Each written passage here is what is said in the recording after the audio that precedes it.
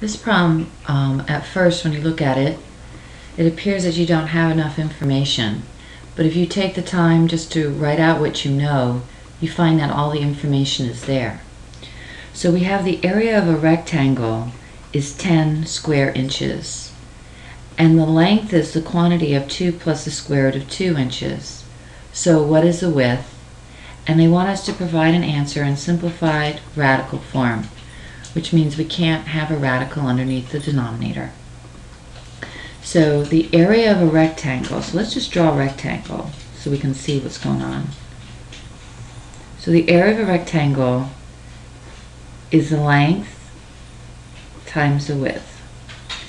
So I know that my area is equal to 10 inches squared, and my length is 2 plus the square root of 2.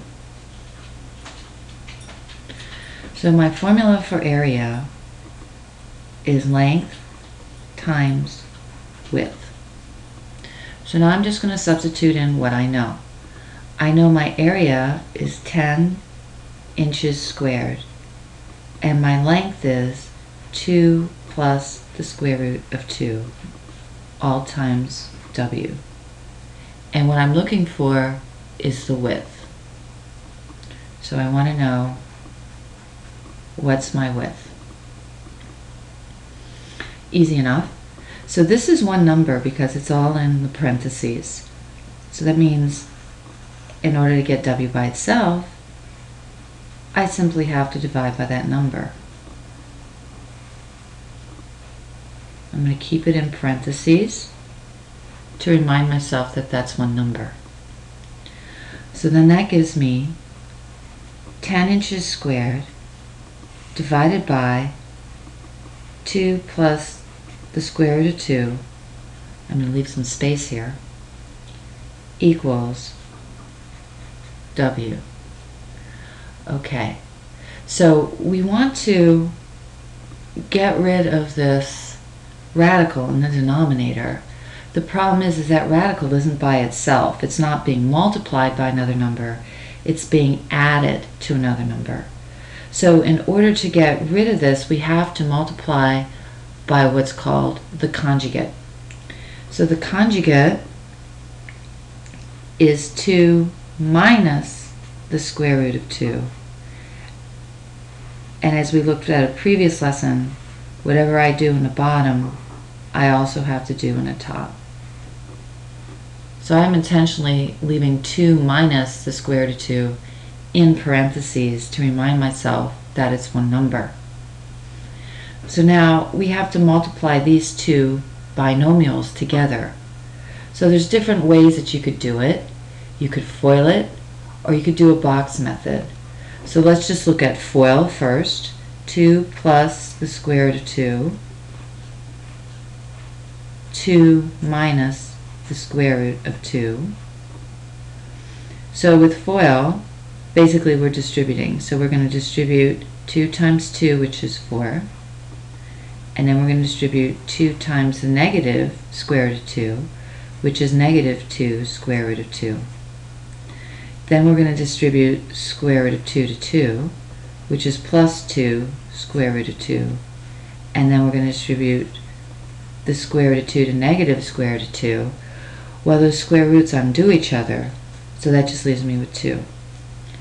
You notice these two terms are inverses of each other, so that turns into a 0. So I get 4 minus 2, which is 2. So that's what my denominator is going to be.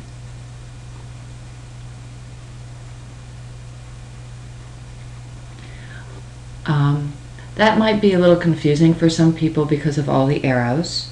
So the other way is to make a matrix.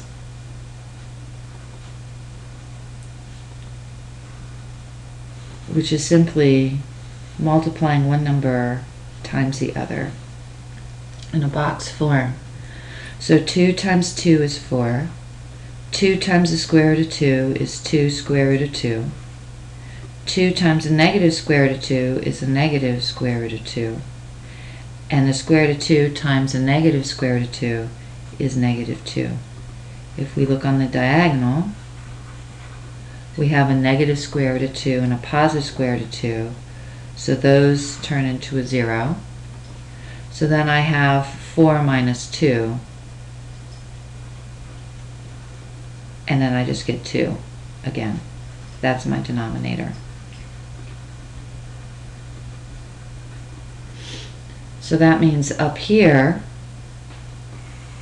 I have 2 in my denominator, and then I have 10 inches squared times the quantity 2 minus the square root of 2. That all equals my width. I can simplify 10 divided by 2. 2 goes into both of those, so that gives me 5. So then I have, that gives me 5 times 2 minus the square root of 2 equals my W. I no longer have a denominator. So I'm now going to multiply, distribute in my 5. So that gives me 10 minus 5 square root of 2, which equals my width.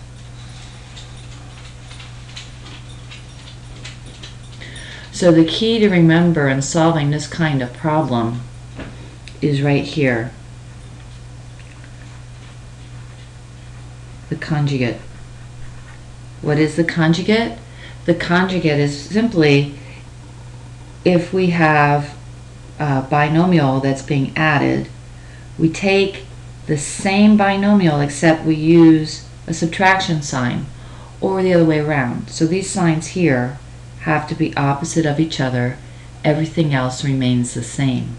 And of course, what you do in the bottom, you also have to do in the top to make sure you have an equivalent fraction and you're not changing the value of your fraction.